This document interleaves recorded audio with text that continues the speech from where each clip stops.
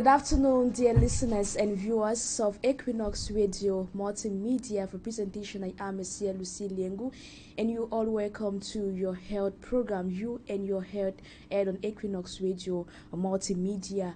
Today, in this edition, we'll be looking at the effects of screens, be it TV, telephone, or computer screens, and also food to our health quality or to our sleep quality, to be precise.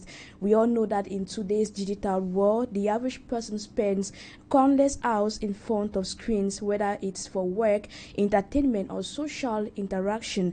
So on today's program, we will share with you some practical tips on how to improve our sleep hygiene and also provide insights into how we can make better health choices. We'll be discussing this with a sleep specialist. Before I introduce our guest for today, I would like to introduce my co-host, Immaculate Fogge. Good afternoon. Good afternoon to you, Lucy. Good afternoon to you, Doctor. And good afternoon to our millions of listeners and, of course, televiewers. It's always a pleasure being here. Always a pleasure. And our special guest for today is no other person than Dr. Jephte MBANGUE. He is a sleep specialist practicing here in the city of Douala. Good afternoon, Doctor.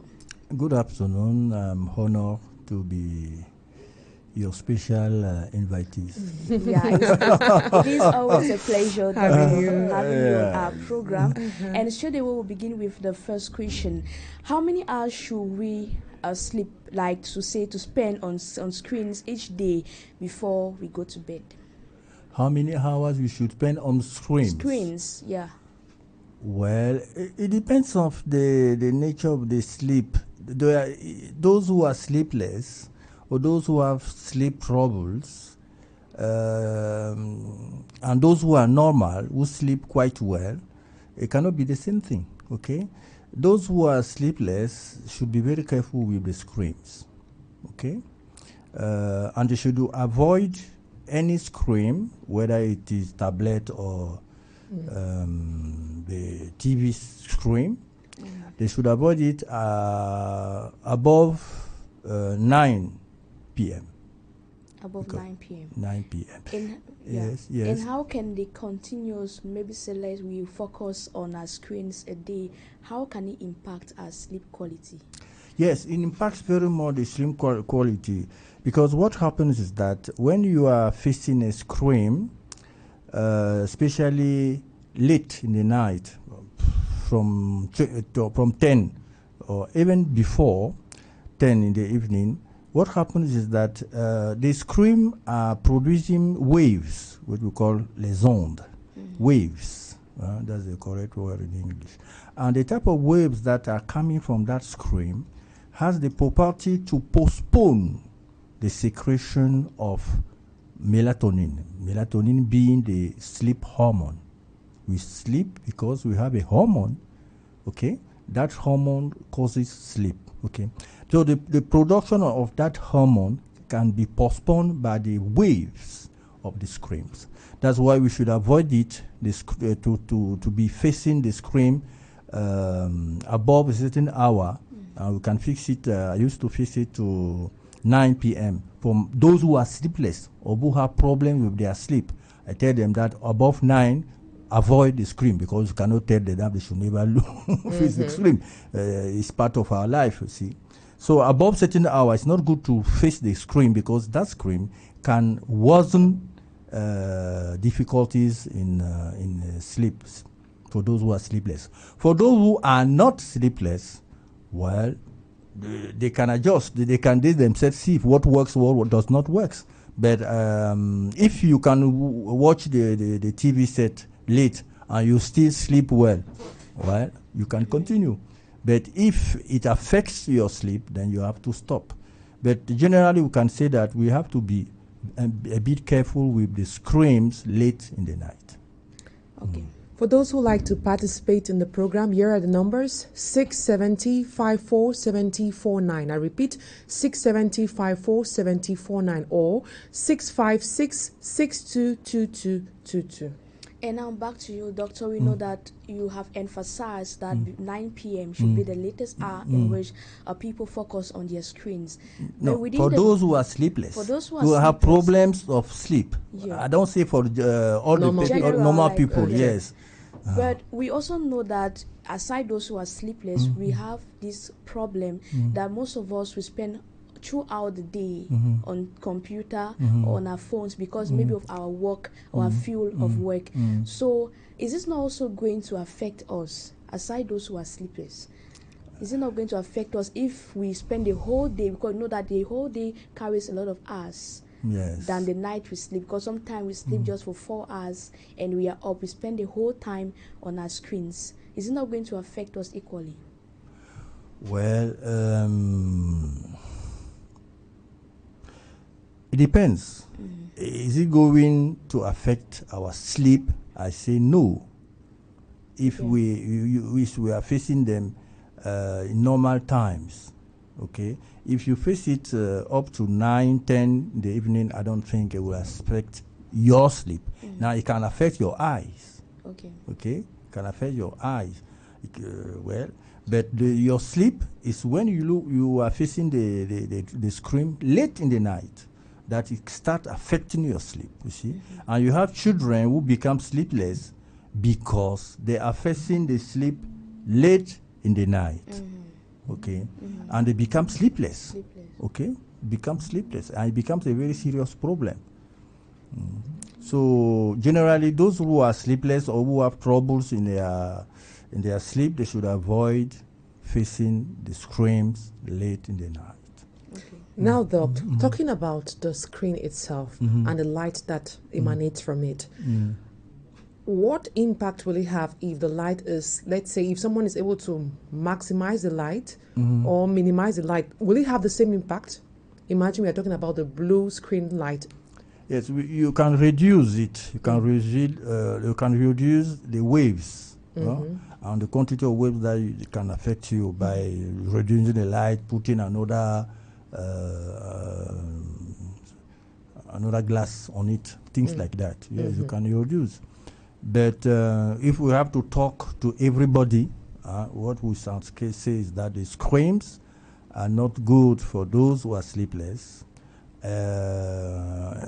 And those who like facing the screen late in the night, they should be careful because it can affect their sleep. They can, because it postpones the secretion of melatonin, and if you keep doing it on and on and on, the secretion of melatonin will be postponed even when you are not facing the screen, because you have already used it. You have desynchronized the inner clock of the secretion of that hormone, because we have a clock inside the brain that tells the gland, I don't know what to call it in English, that secretes that hormone. We call it la glande pineal.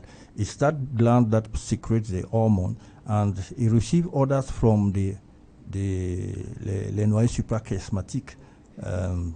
And this noyaux suprachiasmatique are like a clock. It gives order to secrete the hormone at a normal time. Okay, and that clock itself gets information from the light coming through the eyes. You see, so all these things are connected. So what we can say is that we have to be careful with screens. Okay. What about the content? Especially for the children. That's what now I want us to focus on children. What about the content of what they watch on their screens? Do you think can affect sleep? Let's say a child watching this Nigerian film where there is kind of some type of fetish horror. Can this affect their sleep? I don't think it depends on the content of the programs. Really? Because they have nightmares. Lucy, I've heard children have nightmares. Of course, you're right. Yes, because if the child looks, we are talking of children. Yes, children. Yes, if the child look at films which are frightful films, it can affect the dreams. And it can end up by nightmares. Yeah, exactly. Yes, you are right. Yeah, it can end up by nightmares. So it can affect, the content can affect, yes. Okay. And also, I would like us to also emphasize on the fact that there are some people who will say, when there's lights on, in my room, if I have lights on, I cannot sleep. I have to switch off the light. Yes. So is it the light, or is it just their mindset?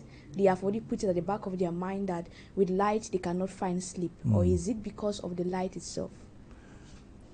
If somebody says, with light I cannot sleep, he's right. Okay. Sleep is meant to come along with obscurity. Okay. So the room should be dark, totally dark, for the sleep to be good. Okay? To have all the level of sleep, because there are different sleep. Huh? There are different phases in the sleep. Phase 1, phase 2, phase 3, phase 4, and the what we call sommeil paradoxal. In English, we call it REM, rapid eye movement sleep. Okay. So to produce all phases of the sleep, and especially phase 3, what we call sommeil lent profond, the deep sleep, where you have a restorative sleep. Because sometimes you raise up in the morning and you have slept, but you feel that sleep was not restorative. Yeah. Okay, so to produce a restorative sleep, you need to have the third phase of sleep. Okay, for 15 to 25% of the duration, the whole duration. Okay. So if you sleep with light, you can disorganize the phases of sleep. You see. So, sleep is meant to be under obscurity. It should be dark, total darkness. So that man is right to say so. And for those who are watching or listening out there, it is the opportunity for you to ask your questions related. If you're facing this condition, you're unable to sleep regularly, maybe at night, it's an opportunity for you to ask your questions to the specialist in the studio. And back to you, doctor. Let's talk about insomnia. Can excessive screen light lead to this condition? Of course. That's what I told you, that above a certain hour, if you are facing the screen all the time, you end up by postponing the secretion of sleep hormone. Okay, so it's not good to face the screen all the time, especially for the children. Okay, because they have a certain fragility, and their brain is changing because they are growing. So there's a lot of changes that are occurring in their brains, and exposing them to screen late in the night is not a good thing. They end up becoming sleepless. And a special type of sleeplessness, which is what we call insomnie d'initiation. It means that the child will have difficulties to launch the sleep, to start, to initiate the sleep. Okay? Because there are many types of sleeplessness. Huh?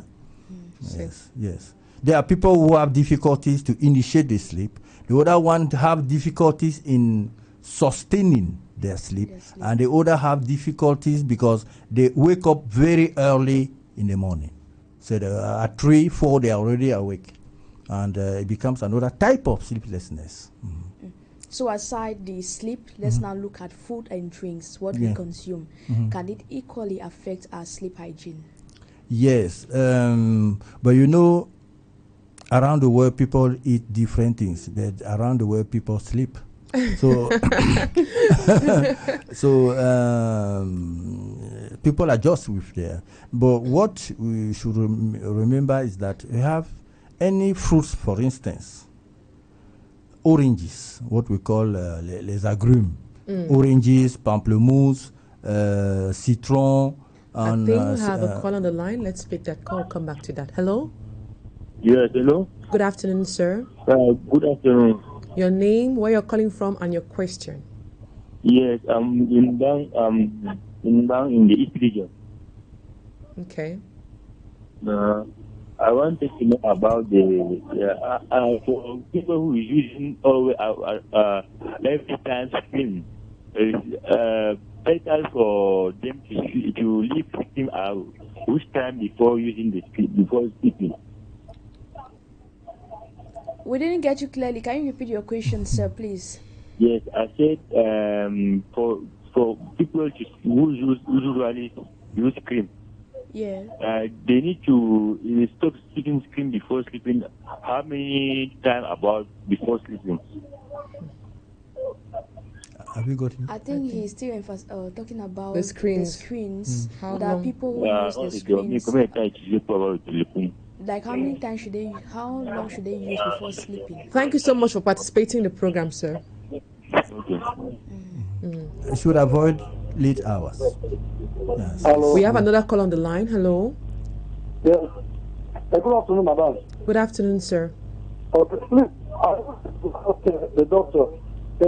I don't even sleep for long. If sleepiness come into my eyes by 9 o'clock in the evening, by over, and when it's over, I cannot sleep anymore till the morning. Okay, that he doesn't sleep well. Sometimes he sleeps at 9 p.m. and around morning again he's already up. Let's see, around 3-4 he's already up. So he's concerned. That should be a sleep disorder. Yes, it's sleep disorder, and his sleep hygiene is not good as well, because it's not good to sleep very early. When you say very early, how? The What's good really time, very, what time, the scientific time to go to bed, start your sleep is 11 p.m. 11 p.m. Yeah, and you wake up at what time? And you wake up at what time when you go at you 11? wake at 6. Okay, 6. 6 in the morning. Okay. Yes. But if you have the tendency to sleep early, it's not good, because at that time when you sleep early, the brain does not produce a good type of sleep. The tendency to sleep early is not a good thing. So that man should start by a good sleep hygiene. Okay. So we sleep 10, 10:30, 11 in the night. That's the good time to go to sleep. All right. Thank you. Any last words for our listeners and viewers out there? Well, what I would say is that sleep is very important in a life. It's very, very important. You can have all the money of the world, but if you don't sleep, you are unhappy. You are an unhappy person. And if you're facing any challenges, sleeping is important to visit a sleep specialist. Yes. If you have serious sleep problem, please don't go at random to see people that have not got the knowledge to help you and the instrument that we need to help you. So sleep is very important. Let everybody cherish his sleep. Thank you very much, Dr. Jephte MBANGUE, for being our guest today. Thank you very much. Thank you very much, Immaculate Fogwe. Always a pleasure. And thank you, ladies and gentlemen, for listening and also viewing. For those who were on their radio or TV sets for presentation, I have been Lucy Lengu. At the technical dashboard, we had Louis Pego and Jonathan Babiola. We thank you so much, and we'll meet again next week, same time, Thursday. Bye-bye for now. Do have a nice day.